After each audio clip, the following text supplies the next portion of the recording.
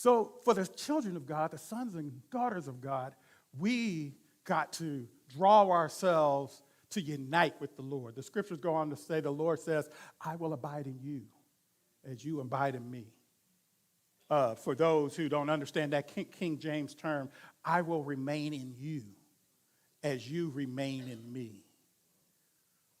Oh, y'all, I will be with you.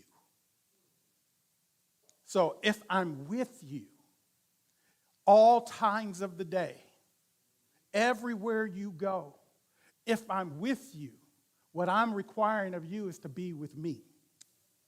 Now, the thing that's going to deter from the Lord being with us, he's going to always be there, but he may be grieved by your attitude, your actions, your conduct, your speech.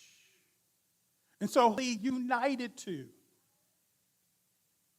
determines your actions and your attitudes. We talked about love, and I talked about earlier in this series that there are some men who sit there and tell their wives, I love you, and the wife is sitting there saying, well, you say it day in and day out, but I need for you to show me with action.